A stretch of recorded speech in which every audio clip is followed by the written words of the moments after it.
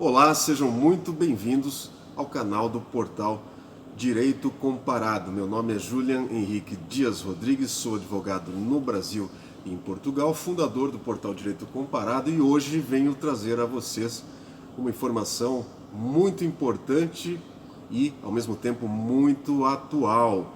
É uma informação que diz respeito não apenas à lei da nacionalidade portuguesa, mas também a direitos fundamentais. Portanto, estaremos falando sobre Constituição, direito constitucional português. Antes de iniciarmos o nosso assunto, eu peço a você que se inscreva no canal, ative as notificações e partilhe este vídeo com pessoas que você acredita que se beneficiarão com estas informações. Eu não sei se você já está sabendo que tramita na Assembleia da República Portuguesa um projeto de lei que pretende mais uma vez alterar a lei da nacionalidade portuguesa, 10ª alteração, a lei número 37 de 1981, lei da nacionalidade portuguesa. E esta alteração diz respeito agora a uma iniciativa parlamentar que visa revogar o artigo 14 da Lei da Nacionalidade Portuguesa. Este projeto de lei foi apresentado no dia 23 de abril de 2021 por parlamentares pertencentes ao PSD. Estamos falando, portanto, do PL, Projeto de Lei número 810/14, cujo objetivo, portanto, é revogar o artigo 14 da Lei da Nacionalidade Portuguesa, que nos diz que somente a filiação estabelecida durante a menoridade produz efeitos relativamente à nacionalidade. Repetindo, somente a filiação estabelecida durante a menoridade produz efeitos relativamente à nacionalidade. Este dispositivo, o artigo 14 da lei, está em vigor desde a sua publicação. A Lei de Nacionalidade Portuguesa, a Lei 37 de 81, de outubro de 1981, já foi alterada 9 vezes, mas desde 1981 esse dispositivo permanece inalterado. Mas antes de falarmos, de discutirmos este dispositivo em específico, a sua constitucionalidade, tudo aquilo que está por trás deste dispositivo, é importante, muito importante, eu peço a sua atenção para nós esclarecermos aqui alguns fatos que estão por trás da apresentação deste projeto de lei agora em abril de 2021. Primeira coisa que eu quero pontuar aqui neste vídeo é que este dispositivo, ao longo de décadas, vem afetando milhares de pessoas que foram reconhecidas como filhos de portugueses após os 18 anos, a maioridade, portanto, tanto no Brasil quanto em Portugal, 18 anos, reconhecido após os 18 anos, na maioridade, não terá direito a ser considerado, então, português, não terá direito à atribuição da nacionalidade portuguesa na condição de filho ou filha de português. E nesta situação, a primeira hipótese que nos surge à mente é daqueles que precisaram ingressar com uma ação judicial de investigação de paternidade, através de exame de DNA e outras provas, etc., e somente após a sua maioridade conseguiram a sentença e conseguiram averbar essa sentença no seu registro civil, portanto, reconhecidos como filhos de portugueses na maioridade, não tendo, portanto, direito à nacionalidade portuguesa. Mas é muito importante que você, meu amigo, minha amiga, tenha uma visão um pouco mais ampla acerca do alcance desse dispositivo, que parece-nos que não há uma discussão acerca dele assim tão profunda no que toca à verdadeira abrangência deste dispositivo. Saiba você, portanto, que o entendimento das conservatórias em Portugal, da Conservatória dos Registros Centrais em Portugal, quanto à aplicação deste dispositivo, num primeiro ponto problemático, é que ele corre nas várias gerações. O que eu quero dizer com isso? Eu quero dizer que o neto de português que portanto tem direito a pedir a atribuição de nacionalidade na condição de neto, a linha D do número 1 do artigo 1º da lei, este neto terá que provar por documentos que foi reconhecido como filho na menoridade e que o seu pai foi reconhecido como filho do ascendente português também na menoridade, ou seja, um neto de português precisa se atentar a esse detalhe e pode ter o seu pedido negado com base no artigo 14, caso o seu pai não tenha sido reconhecido como filho deste nacional português, também ele, o pai, durante a menoridade. Mas tem uma situação que ainda não se tem falado muito sobre ela e que gera uma injustiça realmente sobre a qual não podemos nos conformar, não há como se calar, que diz respeito às pessoas que tiveram seu registro de nascimento confeccionado, elaborado já na maioridade.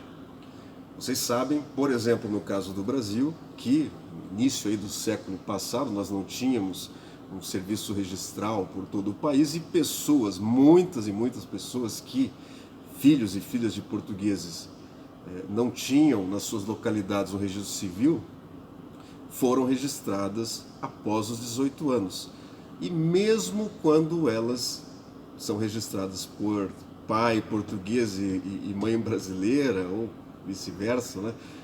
Mas após os 18 anos, registradas tardiamente, mesmo nestes casos, a Conservatória dos Registros Centrais de Portugal tem considerado que o artigo 14 incide, porque a filiação foi reconhecida na maioridade, mesmo que haja uma presunção de filiação para pais casados entre si, não é? Então observe que esse dispositivo ele não afeta apenas aqueles que foram reconhecidos através de uma ação de investigação de paternidade, ou mesmo reconhecimento voluntário, não é? O Instituto da Perfiliação, segundo o Código Civil português. Ele abrange uma infinidade de outras situações e, portanto, por esse motivo que eu disse desde o início que ele afeta milhares de pessoas mundo afora. Feita esta observação, é importante também que você saiba que alguns anos atrás, um grupo numeroso de pessoas, principalmente brasileiros, alguns angolanos, enfim, começaram a se unir com o objetivo de realizar uma alteração legislativa ou de algum modo ver esse dispositivo cair por terra, vê-lo revogado, declarado de algum modo inaplicável, etc. Este grupo numeroso de pessoas começou a se movimentar do ponto de vista político, do ponto de vista de exposição à comunidade jurídica desta questão considerada injusta, incompatível com um bom senso de justiça. Até porque, como vocês podem bem observar, aquilo que eu acabo de dizer, é perfeitamente possível e há muitos casos em que um pai português tem vários filhos, ainda não reconhecidos, a filiação ainda não reconhecida, alguns com uma idade mais tenra, outros com mais idade, e alguns destes filhos acabam tendo direito à nacionalidade portuguesa e os outros, os mais velhos, acabam tendo este pedido negado. Então nós temos situações realmente incompreensíveis do ponto de vista de um senso de justiça, em que você tem dois irmãos reconhecidos como filhos de portugueses que têm a nacionalidade portuguesa, aos quais foi deferida a nacionalidade portuguesa, e um irmão que não tem esse direito. Então você tem uma família com filhos que têm a nacionalidade portuguesa e outros não, o que gera, nós sabemos, diversos problemas em questão de mobilidade internacional, etc, etc. Pois bem, voltando à questão da movimentação deste grupo de pessoas, numeroso grupo de pessoas mobilizadas, e ao mesmo tempo, no meu campo de atuação enquanto advogado, atuando nestes casos e também em decorrência de estudos de direito constitucional, de direito da nacionalidade, Ao final aí do ano de 2019, eu comecei a questionar comigo mesmo a constitucionalidade desse dispositivo. E é esse o tema central da nossa conversa de hoje, a inconstitucionalidade do artigo 14 da Lei da Nacionalidade. Vejam então que a partir aí do final de 2019 eu começo a questionar esse dispositivo do ponto de vista constitucional e, com base numa análise sistemática da Constituição, publico no mês de março de 2020, no periódico Jus Brasil, a tese que defende a inconstitucionalidade do artigo 14. E este artigo foi publicado, foi bastante divulgado e posteriormente, agora, mais recentemente, em março de 2021, eu fiz constar também esta minha tese do livro, o Manual de Direito de Família Português para Advogados Brasileiros. Vocês podem ver aí na tela. Neste livro, então, eu replico a tese e esta tese acaba por dar um novo argumento a este grupo de pessoas, estas pessoas mobilizadas para a derrubada do artigo 14. Portanto, a partir ali de 2020, nós, a partir desta tese que eu publiquei, defendendo a inconstitucionalidade do artigo 14, nós temos uma primeira argumentação, uma primeira referência em termos de discussão desse dispositivo, não apenas do ponto de vista da sua justeza, mas também e principalmente em razão da sua inconstitucionalidade.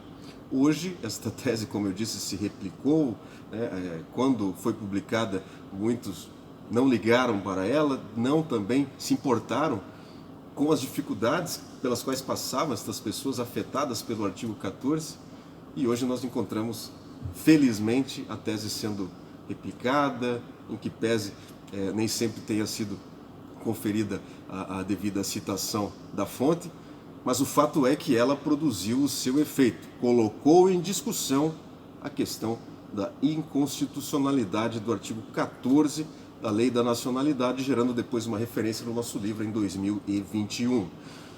Sabendo disto, desta situação, desta conjuntura, é que justifica-se a apresentação deste projeto de lei. O projeto de lei foi apresentado após uma forte pressão realizada por estes indivíduos, este grupo de pessoas afetadas pelo artigo 14, que passaram a defender justamente que o dispositivo era inconstitucional, tendo por base os argumentos lançados nesta minha tese de 2020, de começo de 2020. E esta pressão, esta movimentação começou a chegar ao Parlamento Português, à Assembleia da República, até que em 2020, quando nós tivemos uma grande alteração à lei, importantíssima alteração à lei, esta discussão foi levada, mas não conseguiu se transformar em projeto de lei, não foi levada em frente, não levou-se essa discussão à votação. E agora ela aparece então desta feita na forma de um projeto de lei finalmente. Este projeto de lei foi distribuído então à Comissão de Assuntos Constitucionais, foram enviados pedidos de pareceres, como é natural no processo legislativo português, à Ordem dos Advogados, ao Conselho Superior de Magistratura e ao Conselho Superior do Ministério Público.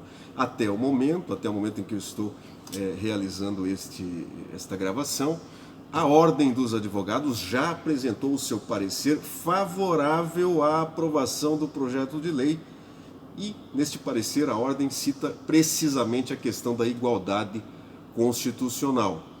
E vale a pena dizer a vocês também que eu, na condição de advogado, estou representando estas pessoas afetadas pelo artigo 14 na Assembleia da República e estou então intervindo em favor destas pessoas, levando esta tese à discussão de uma forma mais incisiva à Assembleia da República por meio de requerimentos, enfim, daquilo que me compete na condição de advogado por força lá do artigo 66, número 3 do Estatuto da Ordem dos Advogados Portugueses, que diz que nenhuma entidade pode impedir o advogado de exercer o mandato judicial. Portanto, neste momento, o cenário é este. Há uma tese de inconstitucionalidade do artigo 14, que eu lancei em 2020 e posteriormente repliquei em um livro em 2021, livro em coautoria com o Dr. Renato Moradi Rodrigues, do portal Direito Comparado, não é?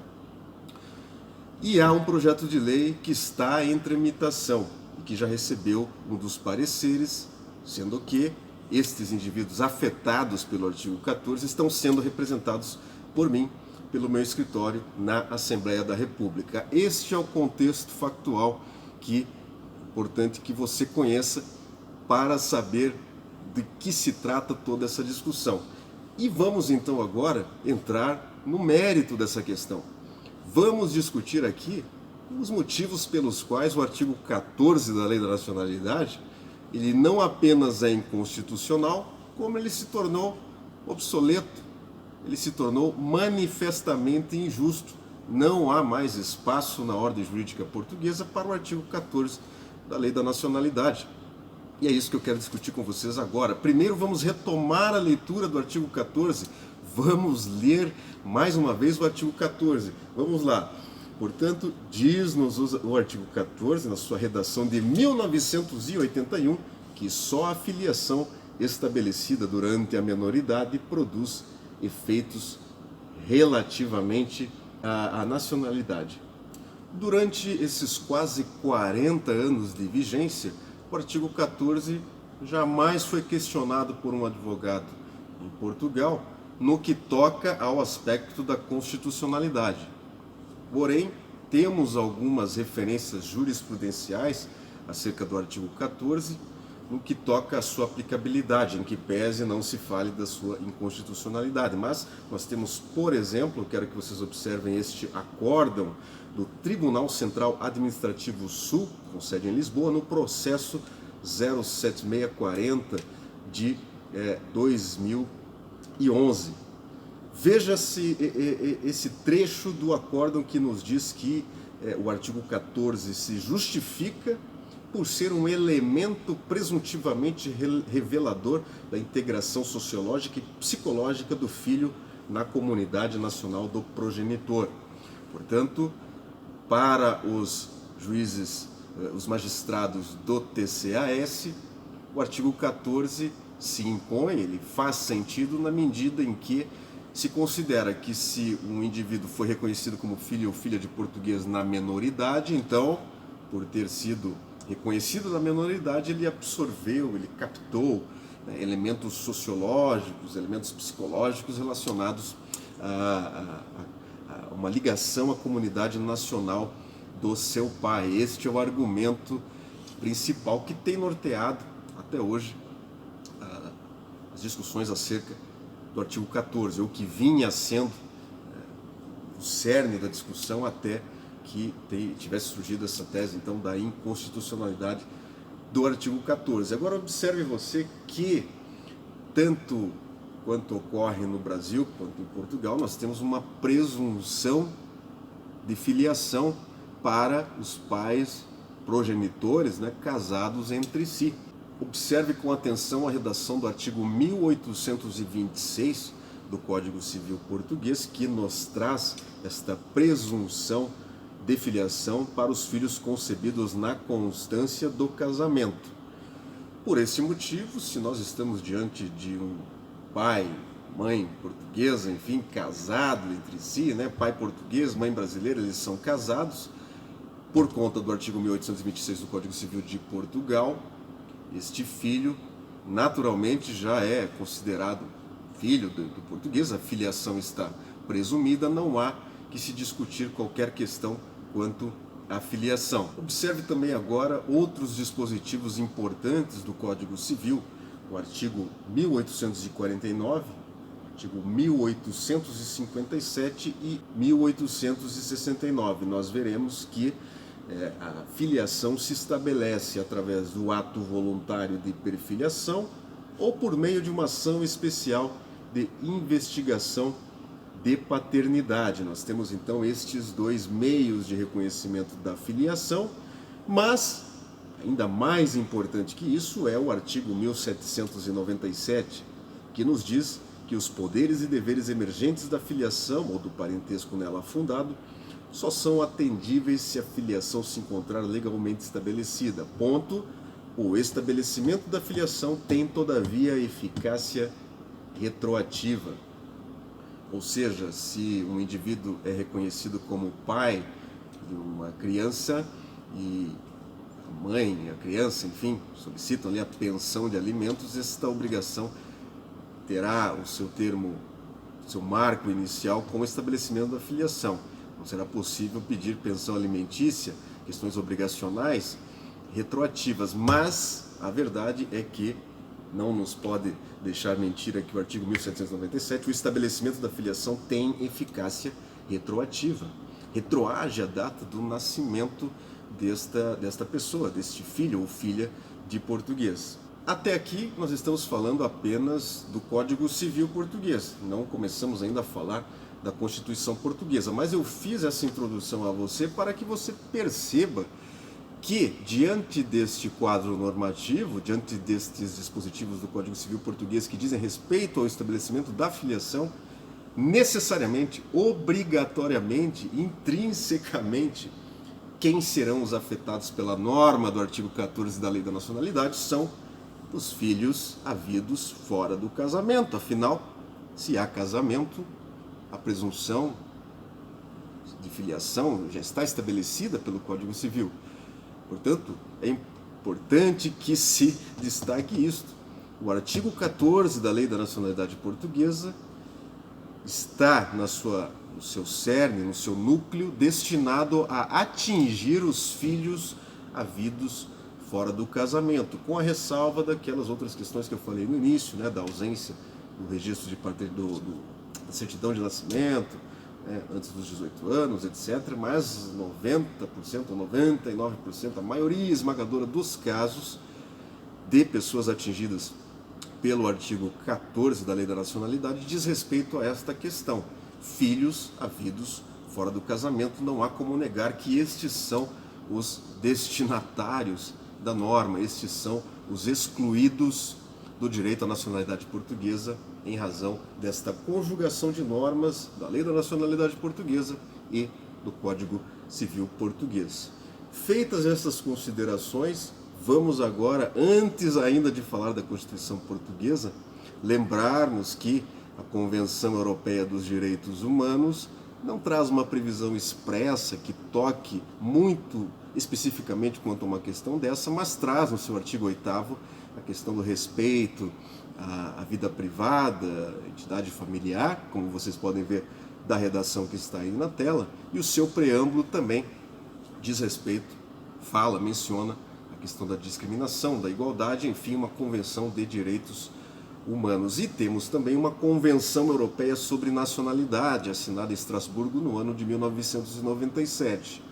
Esta convenção também não traz uma disposição que permita, de uma forma expressa, se defender uma tese de inconvencionalidade do artigo 14, mas isso se diz justamente porque ela traz em seus dispositivos, como vocês podem ver, a possibilidade de se permitir aos países que a ratificaram a questão da naturalização para aqueles que são reconhecidos na menoridade. Portanto, a base desta tese, a base da tese de inconstitucionalidade do artigo 14 da Lei da Nacionalidade está fulcrada, está baseada, está realmente com os seus pés firmados na Constituição Portuguesa. É na Constituição Portuguesa que nós temos a base para derrubar qualquer argumento relacionado à justeza, à constitucionalidade, ao senso de justiça, enfim, a compatibilidade desse artigo com a ordem jurídica portuguesa, e é por isso então que eu convido você agora a fazer a leitura inicialmente do artigo 36, número 4 da Constituição Portuguesa. Observe a redação do artigo 36, número 4 da Constituição Portuguesa. Antes de mais, o número 1 nos fala do princípio da igualdade no seio familiar. O princípio da igualdade no seio familiar. A igualdade nestes casos eu questiono desde já. 3 filhos, 2 reconhecidos na menoridade, 1 reconhecido como filho de português na maioridade. 2 terão direito à nacionalidade portuguesa, 1 não. Temos aqui igualdade no seio familiar. E antes de mais, é importante que nós ressaltemos aqui que o direito à nacionalidade é um direito fundamental. Está no rol de direitos fundamentais, como bem diz o Tribunal Constitucional de Portugal, neste acórdão, cuja leitura eu os convido também a fazer. Mas veja, voltando aqui ao artigo 36 da Constituição Portuguesa, nós encontraremos no número 4 desse dispositivo a seguinte redação: os filhos nascidos fora do casamento não podem, por este motivo, ser objeto de qualquer discriminação, e a lei ou as repartições oficiais não podem usar designações discriminatórias relativas à filiação. Portanto, diante deste quadro normativo, nós podemos concluir que, muito embora o artigo 14 não faça menção aos filhos nascidos fora do casamento, é óbvio que são eles os atingidos pela sua norma, e é óbvio que nós estaremos aqui diante de um conflito, porque nós temos o número 4 do artigo 36 dizendo que os filhos nascidos fora do casamento não podem ser discriminados, e a lei não pode usar também designações discriminatórias. Nós sabemos que estas designações discriminatórias aqui dizem respeito àquela questão do filho legítimo, né, filho adotivo, enfim. Mas o fato é que os filhos havidos fora do casamento não podem ser discriminados. Esta redação da Constituição Portuguesa, a redação desse dispositivo, vem desde 1976. Esse é um dispositivo que é, portanto, anterior à Lei número 37/81. É anterior à Lei da Nacionalidade Portuguesa. Então, por si só, não seria possível admitir este artigo 14 já desde o início da sua publicação. Seria o caso aqui de uma fiscalização preventiva de constitucionalidade, né? Mas em 1982, e em 82, portanto um ano após a entrada em vigor da Lei da Nacionalidade Portuguesa atual, vem a primeira revisão constitucional. E o que é uma revisão constitucional em Portugal? O mesmo que, para nós brasileiros, a emenda constitucional. Portanto, fazendo aqui uma tradução para o brasileiro, tivemos uma primeira emenda constitucional portuguesa no ano de 1982. E esta revisão constitucional nos trouxe uma novidade aqui no artigo número 18, o artigo 18, número 2 da Constituição Portuguesa. É que a lei só pode restringir os direitos, liberdades e garantias nos casos expressamente previstos na Constituição, devendo as restrições limitar-se ao necessário para salvaguardar outros direitos ou interesses constitucionalmente protegidos. Ou seja, direitos fundamentais só podem ser restringidos se houver ali a necessidade de salvaguardar outros interesses e direitos, uma ponderação de direitos. Correto? Então, o que nós podemos observar com clareza a partir da conjugação destes dispositivos é que desde o início, desde a entrada em vigor da Lei nº 37/81, Lei da Nacionalidade, nós já tínhamos ali um problema de inconstitucionalidade, por conta da redação do artigo 36, número 4 da Constituição Portuguesa. E a partir da primeira revisão constitucional, nós passamos a ter isso de forma ainda mais clara, uma vez que, sendo o direito à nacionalidade, à cidadania portuguesa, enfim, um direito fundamental, ele só poderia ser restringido para salvaguardar interesses que assim se justificassem.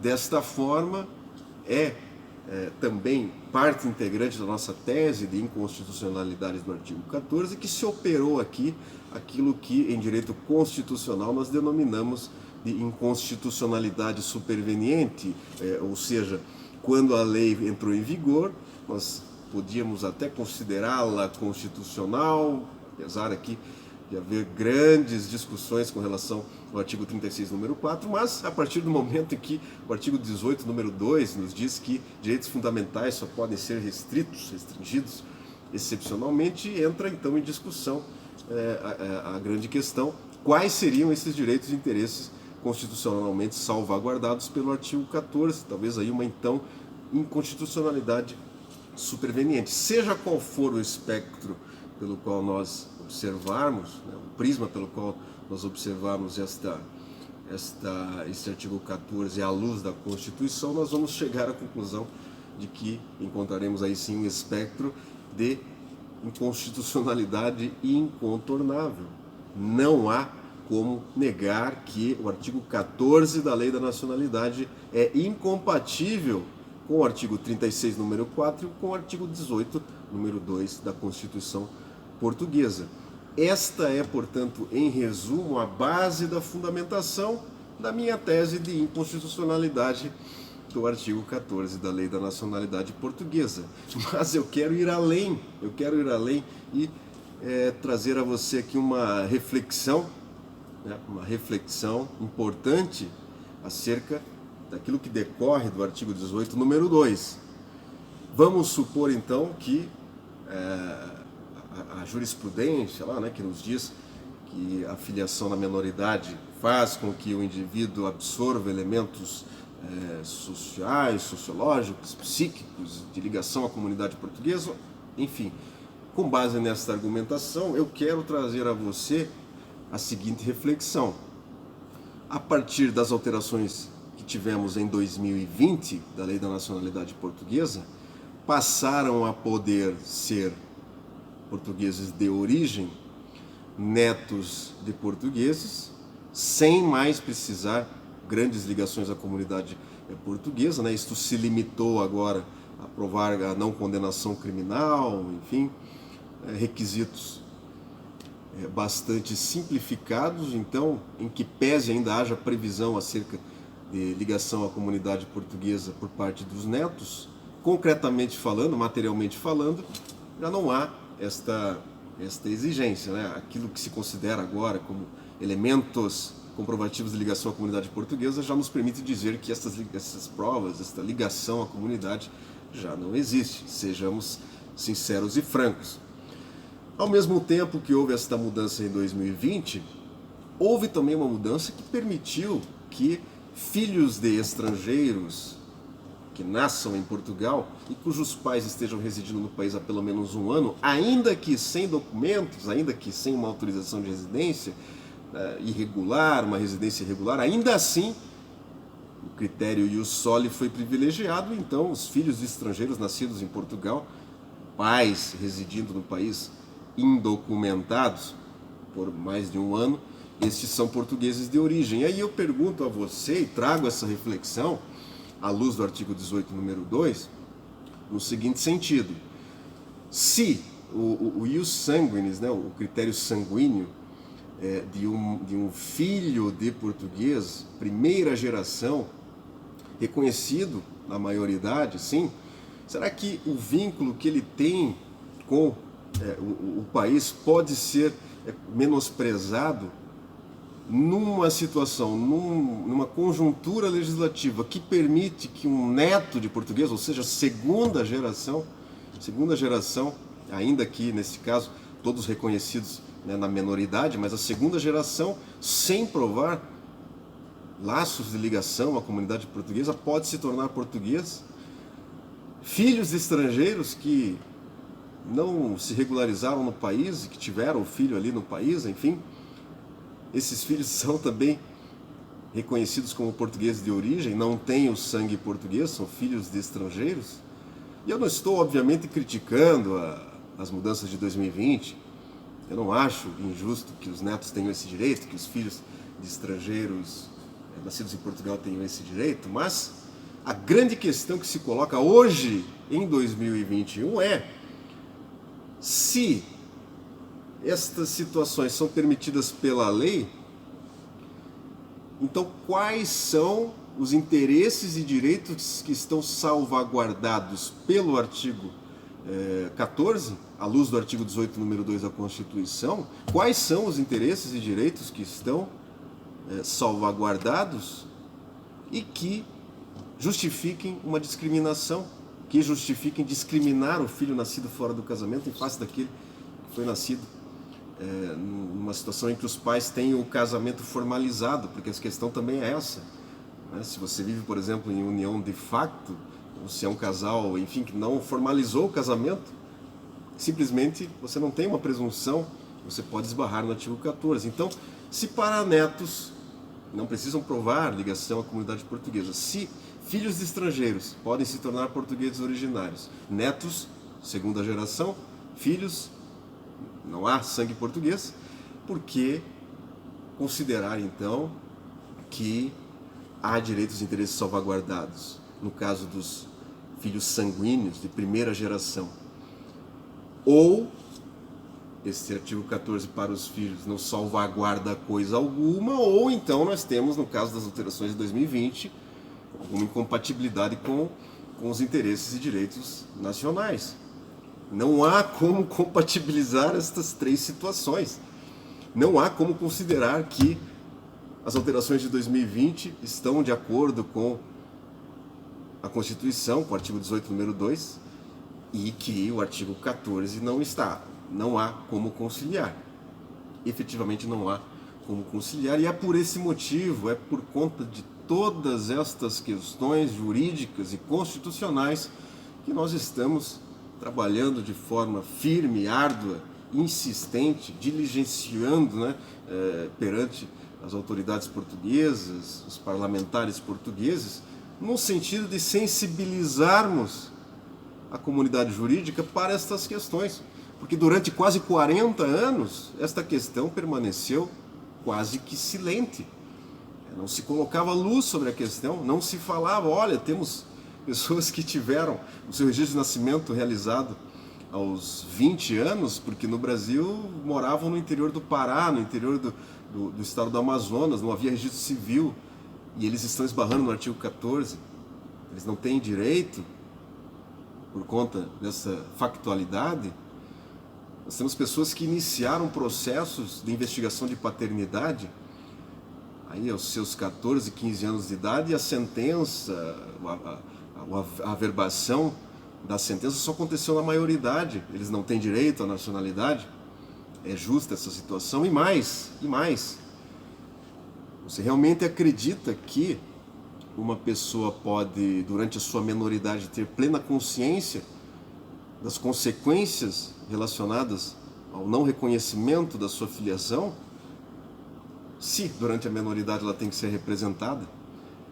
Como admitir que somente após 18 anos, então, quando você é civilmente capaz, agora você pode pleitear uma ação de investigação de paternidade, mas você já não vai ter direito à nacionalidade portuguesa porque você devia ter feito isso durante a menoridade. Um tanto quanto incoerente. E para além disso, vale lembrar que, segundo a lei portuguesa, vocês podem observar aí o dispositivo do Código Civil, já declarado constitucional, nós temos em Portugal um prazo, assim como temos na França, um prazo de 10 anos para que o filho apresente uma ação de investigação de paternidade. Prazo aí de 10 anos para esse reconhecimento. Se a lei portuguesa permite, então, que durante os 10 anos, então 28 anos, que a pessoa, ao longo de 10 anos, após a maioridade, pode refletir se vai entrar com uma investigação de paternidade, se tem elementos, etc.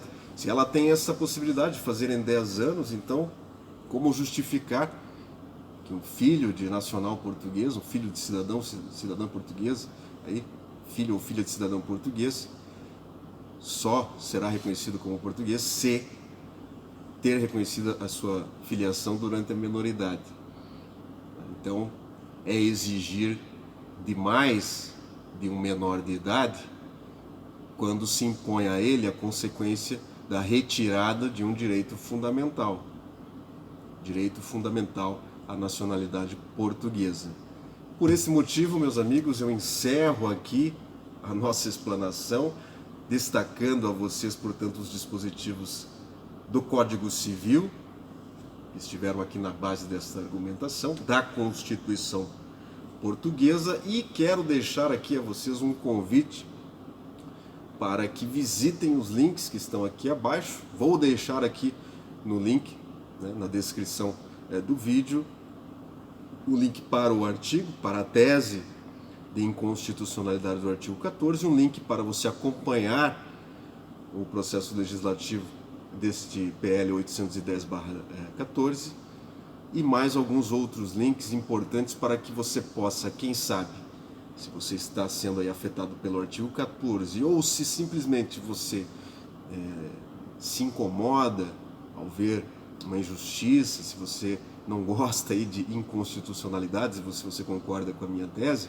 eu deixo a você links para você observar ou para você, quem sabe, integrar este grupo numeroso de pessoas que estão aí lutando, que estão batalhando para levar ao parlamento português uma discussão aprofundada acerca deste artigo 14 da Lei da Nacionalidade Portuguesa. Um grande abraço a vocês, mais uma vez peço, se inscreva no canal, ative as notificações, siga-nos nas redes sociais, também estamos sempre compartilhando informações novas e relevantes para a comunidade jurídica luso-brasileira e nos vemos numa próxima oportunidade. Um grande abraço e até mais!